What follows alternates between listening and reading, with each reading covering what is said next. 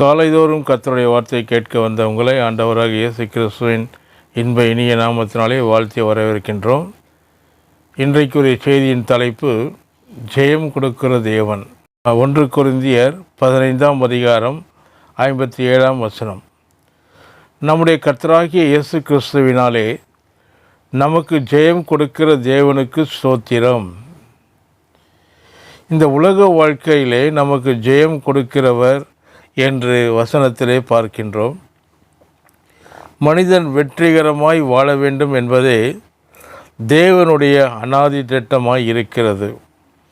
மனிதன் வெற்றியாய் வாழ்வதற்கு தேவையான சகல உதவிகளையும் செய்கிறவர்தான் நம் தேவன். ஆதியிலே ஆதாமுக்கு ஒரு தோட்டத்தை கொடுத்து அதை பண்படுத்துகின்ற ஒரு வேலையை கொடுத்து எல்லாவற்றையும் கீழ்ப்படுத்தி ஆண்டு கொள்ளும்படி அவனுக்கு ஆலோசனை சொல்லி அவன் வெற்றி வாழ்க்கை வாழ்வதற்கு சகல உதவிகளையும் செய்தார் என்று வேதத்திலே பார்க்கின்றோம். இன்றைக்கும் அவரை விசுவாசிக்கிறவர்களாகிய நமக்கு வெற்றி பெறுவதற்கு வேண்டிய சகல உதவிகளையும் செய்கிறவராகவே அவர் இருக்கிறார். யோசுவா 1:8 இவ்வாறாக சொல்கிறது. யோசுவா என்ற பக்தரிடத்தில் தேவன் இவ்விதமாக சொன்னார், இந்த நியாயப்பிரமாண புஸ்தகம் உன் வாயை விட்டு பிரியாதிருப்பதாக. இதில் எழுதியிருக்கிறவைகள் படியெல்லாம் நீ செய்ய கவனமாய் இருக்கும்படி இரவும் பகலும் அதை தியானித்து கொண்டிருப்பாயாக.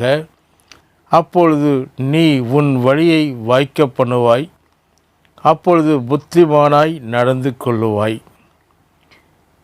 அப்பொழுது புத்திமானாய் நடந்து கொள்வாய் என்கின்ற வாக்கியம் ஆங்கில மொழிபெயர்ப்பிலே அப்பொழுது நல்ல வெற்றி பெறுவாய் என்று வருகிறது. தேவன் அவருடைய பிள்ளைகளுக்கு கொடுக்கின்ற வெற்றியை வேதம் நல்ல வெற்றி என்று அழைக்கிறது. இன்றைக்கு உலகத்திலே அநேகர் குறுக்கு வழியிலே வெற்றிகளை பெறுகிறார்கள். ஆனால் தேவன் காட்டுகிற வழியிலே சென்று வெற்றியை கண்டடைவது நல்ல வெற்றி என்பதை தெரிந்து கொள்ளுங்கள். யோசுவா தான் வெற்றி பெற வேண்டும் என்று விரும்பினதை பார்க்கிலும் அவன் வெற்றி பெற வேண்டும் என்று தேவன் அதிகமாய் விரும்புகிறார்.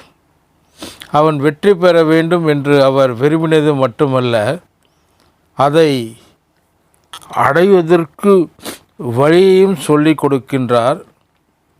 என்னுடைய வீட்டிற்கு நீங்கள் வர வேண்டும் என்று நான் விரும்பினால் மாத்திரமே அதற்கான வழியை உங்களுக்கு நான் தெரிவிப்பேன், இல்லை என்றால் தெரிவிக்க மாட்டேன். நம் தேவனும் அப்படிதான்.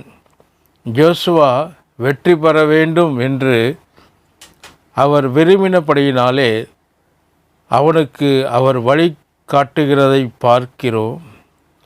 யோசுவாவுக்கு மாத்திரம் அல்ல, எல்லோருக்கும் அதே வழியை தான் காண்பிக்கிறார்.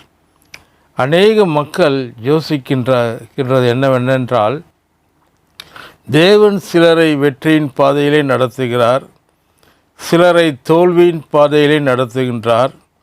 ஒருவரை குறித்து தேவன் நல்ல சித்தத்தை வைத்திருக்கிறார், இன்னொருவரை குறித்து தேவன் தீய சித்தத்தை வைத்திருக்கிறார். ஒரு அம்மா சொன்னாங்க, என்ன சொல்கிறார், அந்த சகோதரனுக்கு கர்த்தருடைய கண்களிலே கிருபை கிடைச்சிருக்குச்சு, எனக்கு என்னமோ அது கிடைக்காமல் போய்விட்டது. இப்படி பேசுவது தவறு. ஏனென்றால் தேவன் என்று வேதம் கூறுகிறது. கர்த்தர் தாமே இந்த செய்திகளை ஆசீர்வதிப்பாராக. ஆமென்.